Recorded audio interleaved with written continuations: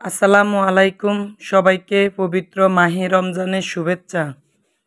Welcome back to my channel পাতিয়া blog থেকে আমি ফাহিমা বরাবরের মতো ভোলা জেলা থেকে আরও একটা লাইফস্টাইল ব্লগ নিয়ে আমার প্রিয় আপু আন্টি ভাইয়াদের সামনে হাজির হয়েছি। কেমন আছেন সবাই? আশা রাখছি যে যেখান থেকে আমার আজকের ভিডিওটি ওয়াচ করবেন সবাই অনেক বেশি ভালো আছেন, সুস্থ আছেন। আর আপনাদের দোয়ায় আমি আমার পরিবারের সকল সদস্য নিয়ে অনেক বেশি ভালো আছি। যেহেতু আজকে পবিত্র মাহে রমজান শুরু হয়েছে, তো সকালবেলা তো নাস্তার কোনো প্যারা নেই। আমার বাসায় আমার ছেলে, আমি, আমার হাজবেন্ড তিনজনে রোজা রাখি। মাশাল্লাহ সবগুলো রোজায় রাখার চেষ্টা করি। আর মেয়ে যেহেতু ছোট, ওর মাত্র 5 বছর বয়স, তো ও তো রোজা রাখতে পারে না। তো ওর জন্য সকালবেলা কিন্তু আমি রান্না করেছি। বাচ্চা মানুষ দাবাত খেতে পারবে না, তাই আমি গরম ভাতে রান্না করেছি ওর জন্য। আর রাতের তরকারি ছিল, ওটা গরম করে রেখেছি। তা আজকের ভিডিওটি কিন্তু আমি দুপুর থেকে শুরু করেছি। যেহেতু দুপুরেও খাবার খাবে, তাই তাড়াহুড়া করে কিন্তু দুপুর রাত এবং সন্ধ্যা রাতের পরে প্লাস সেহরির সময় যে খাবারটা খাবো সেটা আমি আগেভাগে রান্না করে রেখেছি। যেহেতু আজকে অনেক ইফতারি তৈরি করব, তা আমি কিন্তু রমজানের প্রথম দিন একটু বেশি পরিমাণে ইফতারি তৈরি করি। আমার ছেলে যেহেতু অনেক বেশি পছন্দ ইফতারি। তো যাই হোক, চলে আসলাম রাতের এবং সেহরির জন্য কি কি রান্না করব সেটাই। তো সকালবেলা কিন্তু দুইটা মুরগি নিয়ে এসেছে। একটা হচ্ছে দেশি মুরগি, মোরগ মুরগি, অনেক বড়, প্রায় 1.5 কেজি ওজনের। আর একটা সোনালী মুরগি, তো সেগুলো আর শেয়ার করলাম না। কেটে ধুয়ে সোনালী মুরগি আর দেশি মোরগের হাড় পাক ঠ্যাং কলিজা গিলা উঠিয়ে রেখেছি, মাংসের সলিড অংশ নিয়েছি। তো এই তো ডাল আর ভাতটা আমার হয়ে গেছে, তো ডালে বাগার দিয়ে নিয়েছি। তো এখন 2টা বাজে, 2টা থেকে আমি রান্নাটা শুরু করেছি যেহেতু ইফতারি তৈরি করব। তো এখন চিকেনটা রান্না করব, সেটি শেয়ার করতেছি। তা আমি কিন্তু আজকে একটা পাতিলে চিকেন রান্না করব। তো এখানে আমি গরম মশলা দিয়েছি তেলের ভিতরে। তো একটু গ্রান ছড়ানোর পরে আদা, রসুন, জিরা, পেঁয়াজ একসাথে আমি ব্লেন্ডার করেছি। তো সেখান থেকে আমি 3 টেবিল চামচ দিয়ে দিলাম। কাঁচামরিচ ফালি করে দিয়েছি কয়েকটা, আর দিয়েছি একটা টমেটো কিউব করে কেটে। তারপর হলুদ, মরিচ আমি একটু পানিতে পিউরি করে তারপর দিয়ে দিয়েছি। তো এখন দিয়ে দিলাম 1 টেবিল চামচ জিরার গুঁড়া আর 1/2 টেবিল চামচ গরম মশলার গুঁড়া। তো এখানে কিন্তু গরম মশলা আমি আমার ভিডিওতে দিয়েছি, আমি নিজেই করেছি। তো মশলাটা ভালো করে আমি অফ ক্যামেরায় কষিয়ে নিয়েছি। এখন চিকেনটা দিয়ে দিলাম। তো এখন চিকেনটা ভালো করে কষিয়ে নেব। পরিমাণ মতো লবণ দিয়ে দিলাম। আজকে কিন্তু লবণটা একটু শেষে দিলাম, মনে ছিল না। খুব তাড়াহুড়োর ভিতরে রান্না করলে আমার কিন্তু রান্না অনেক কিছু দিতে মনে থাকে না। তো মাংসটা অফ ক্যামেরায় সুন্দর করে কষিয়ে নেওয়া হয়ে গেছে। তো এর ভিতরে কিন্তু আমি আবার ছোট মাছ নিয়ে এসেছে আমার হাজবেন্ড। তা আমাদের বাসায় কিন্তু ছোট মাছ তেমন একটা আনা হয় না। আমি পছন্দ করি, আমার হাজবেন্ডও পছন্দ করে, কিন্তু 2 বাচ্চা খেতে পারে না। তা আজকে যেহেতু অল্প পরিমাণে ছোট মাছ নিয়ে এসেছে, তা আমি সেখান থেকে অর্ধেকটা রেখে দিয়েছি, আর বাকি অর্ধেকটা এখন কেটে নেব অফ ক্যামেরায়, আর ফাঁকে ফাঁকে রান্না করে নেব। তো এখানে একটা ভর্তা তৈরি করব বেগুন আর টমেটো দিয়ে। তো পরিমাণ মতো তেল দিয়ে দিলাম আর একটুখানি লবণ দিয়ে দিলাম। তো এটা একটু ভেজে নেওয়া হয়ে গেলে আমি ভর্তাটা তৈরি করব। তো যারা আমার ভিডিওটির সাথে আছেন কিন্তু এখনও একটা লাইক দেন নাই, প্লিজ আমার প্রাণের প্রিয় আপু ভাইয়ারা একটা লাইক দিয়ে দিবেন। আপনার একটা লাইকে পারে আমার এই চ্যানেলটি আপনার মতো অনেক ভাইয়া আপুদের কাছে পৌঁছে দিতে। আর যারা অলরেডি এই কাজটি করেছেন তাদের সবার প্রতি রয়েছে অনেক বেশি ভালোবাসা ও আন্তরিক অভিনন্দন। তা আমি কিন্তু এর ভিতরে চিকেনটা কষিয়ে তারপর আলু দিয়ে দিয়েছি।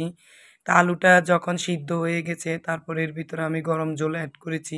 তা আমি 2বারে কিন্তু চিকেনের গরম পানি অ্যাড করেছি, যেহেতু এটা দেশি মুরগি তো শক্ত, তাই তো মাংসটা অলরেডি রান্না হয়ে গেছে।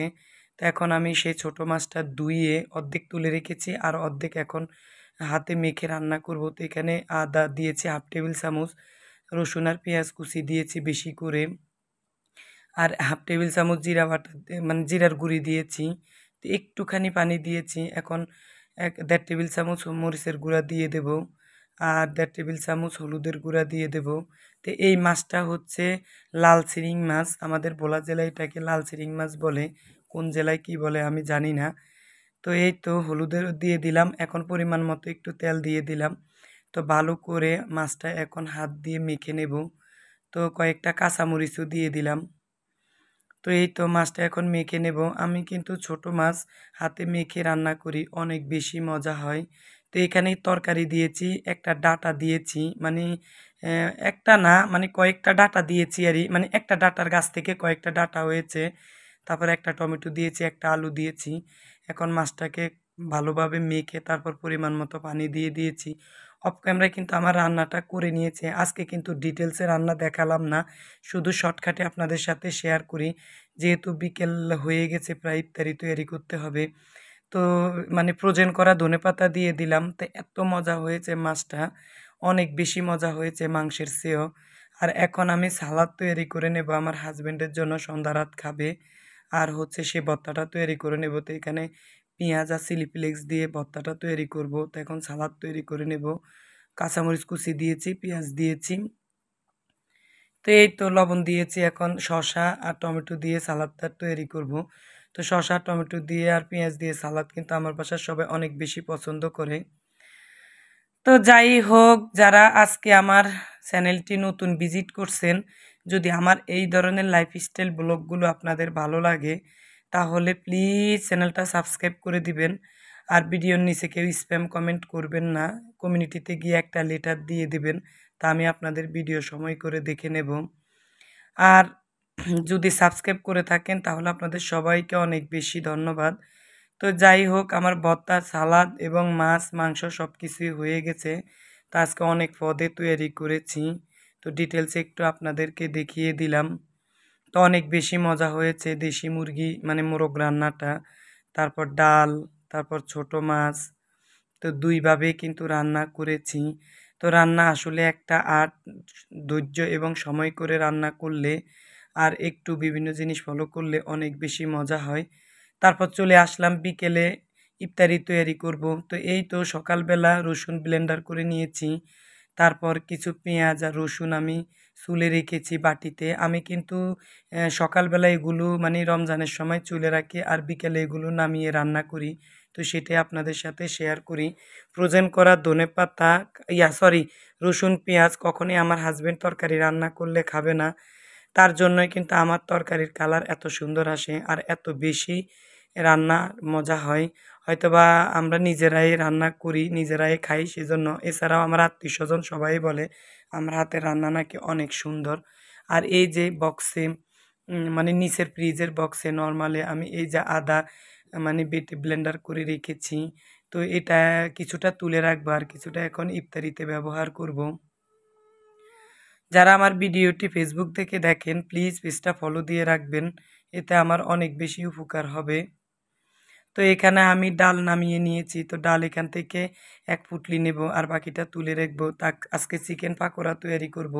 তো ডিটেলসে একটু চিকেন পাকোড়াটা শেয়ার করি কিভাবে তৈরি করি। তো এই রমজানে কিন্তু চিকেন পাকোড়া অনেক বেশি মজা, আপনারা কিন্তু দেখতে থাকেন। তো আমি এখানে কিন্তু সয়া সস দিয়ে দিলাম 2 টেবিল চামচ, আদা দিয়েছি, রসুন দিয়েছি 1 টেবিল চামচ করে। এখন বেসন দিয়েছি 5 টেবিল চামচ, আর চালের গুঁড়া দিয়েছি, শুকনা চালের গুঁড়া। শুকনা চালের গুঁড়া দিলে অনেক বেশি ক্রিস্পি হয়, আপনারা চাইলে কিন্তু ময়দাটাও দিতে পারেন, তবে ক্রিস্পিটা কম হবে। তো পেঁয়াজ কুচি, তারপর কাঁচামরিচ কুচি দিয়ে দিলাম, পরিমাণ মতো লবণ 1/2 টেবিল চামচ, মরিচের গুঁড়া 1/2 টেবিল চামচ, হলুদের গুঁড়া 1/2 টেবিল চামচ, জিরার গুঁড়া আর 1/2 টেবিল চামচ, গোলমরিচ ও গরম মশলার গুঁড়া দিয়ে দিলাম। তো গরম মশলার গোলমরিচ এটা আমি একসাথে ব্লেন্ডারে নিজে মশলা তৈরি করেছি। তো এখন 1/2 টেবিল চামচ বেকিং সোডা দিয়েছি, তবে বেকিং পাউডার দিলে হবে না, বেকিং সোডাটাই দিতে হবে বাইন্ডিং আসার জন্য। একটা ডিম দিয়ে দিলাম। তো ফ্রোজেন করে না খেয়ে এভাবে তাৎক্ষণিক চটজলদি যদি চিকেন পাকোড়া তৈরি করে খাওয়া যায় তাহলে সিঙ্গারা আমি মনে করি ফ্রোজেন করা জিনিসের চেয়ে অনেক বেশি মজা। আর এদিক দিয়ে কিন্তু আমি বুটটা কষিয়ে নিয়েছি, আলু, কাঁচামরিচ, তারপর সব মশলা দিয়ে। তো এখন তেজপাতা দিয়ে দিলাম। আমি বুটে কিন্তু কোনো মশলা ব্যবহার করি না, মানে দারচিনি, এলাচ, খালি তেজপাতা ব্যবহার করি। আর এদিক দিয়ে কিন্তু বেসনটা গুলিয়ে নিয়েছি, মানে বেগুনি তৈরি করার জন্য। তো ফল নামিয়ে রেখেছি, এখন আমি পাকোড়াগুলো ভেজে নেব। তো মাশাল্লাহ পাকোড়াগুলো এত মজা হয়েছে, আমার এই চিকেন পাকোড়াগুলো অনেক বেশি ক্রিস্পি হয়। তো আমি চিকেনের 2-3 টুকরা করে একটা গোল মানে একটা করে দিয়ে দেবো আরই। তো এখানে 2-3 টুকরা করে নিতে হবে। তো দেখেন কত সুন্দর এসেছে, একেবারে ক্রিস্পি। তো ভিতরটা কিন্তু জুসি জুসি ভাব, আমি সে ইফতারির সময় কিন্তু দেখিয়ে দেব। তো আমি 2 স্টেপে ভেজে নেব। ১ম স্টেপ ভাজা হয়ে গেছে, এখন ২য় স্টেপ দিয়ে দেব। তো যাই হোক, আমি কিন্তু ফ্রোজেন করে কোনো কিছু ফ্রিজে রাখি না। যখন যেটা খাবো সেটা আমি মানে রমজানের সময় তৈরি করে নেই। সকালে তৈরি করে হয়তোবা একটু ফ্রোজেন করে রাখি, বিকালে নামিয়ে ভেজে নেই। তো দেখেন ২য় স্টেপও ভেজে নেওয়া হয়ে গেছে। অনেকগুলা চিকেন পাকোড়া হয়েছে। আমার ছেলে কিন্তু চিকেন পাকোড়া অনেক বেশি পছন্দ করে। তো ওর একটা গল্প শেয়ার করি। ও যখন ক্লাস 2 তে পড়ে তখন থেকেই কিন্তু রোজা রাখে। তো ওকে আমি জিজ্ঞেস করি যে, "তুমি এত মানে ছোট বয়স থেকে কেন রোজা রাখো বাবা?" ও আমাকে বলে, আমি যখন রোজা রাখবো তখন তুমি অনেক বেশি ইফতারি তৈয়ার করবে।" তখন কিন্তু আমার এই কথাটা মনে আছে। হয়তোবা আজকে 5 বছর শেষ হয়ে গেছে তার রোজা রাখার বয়স। তো আমি আজকে অনেক ইফতারির আইটেম তৈয়ারি করেছি। দেখেন অনেকগুলো ফল, কি পেঁয়াজি, বেগুনি অনেক কিছুই। আর এখানে শরবত ২ পদের। তা আমার ছেলে কিন্তু অনেক বেশি তৃপ্তি করে খায়। আমি যখন বেশি করে ইফতারি তৈয়ারি করি, মাশাআল্লাহ ওর অনেক বেশি চাহিদা। এখন কিন্তু ইফতারির সময় হয়েছে। তো ইফতারি খাওয়াটা আপনাদের সাথে শেয়ার করলাম। তো সবাই কিন্তু ইফতারি করেন। সবার জন্য দোয়া রইলো। সবাই আমাদের জন্য দোয়া করবেন। তো এই তো আমার ছেলে আর আমি আর আমার মেয়ে আর হচ্ছে আমার হাসব্যান্ড কিন্তু দোকানে তার কর্মচারীদের সাথে ইফতার করে বাজারে। সে কিন্তু তেমন একটা ইফতারি করতে পারে না বাসায়। তো অনেক বেশি মিস করছি তাকে, অনেক আয়োজন করেছি। কিন্তু আমার হাসব্যান্ড বাসায় থাকলে অনেক বেশি ভালো লাগতো। আর আমার মেয়েটা কিন্তু আজকে রাগ করেছে, সে টেবিলে উঠে বসবে না। তো এই তো চিকেন পাকোড়াটা একটু দেখিয়ে দিলাম, দেখেন কত ক্রিস্পি হয়েছে। তো আমি সস দিয়ে খেয়ে নিচ্ছি, আমার হাতে বানানো চিলি সস। ভিডিওটি আমি এ পর্যন্ত রাখলাম। সবার সুস্থতা কামনা করে আসসালামু আলাইকুম। আল্লাহ হাফেজ।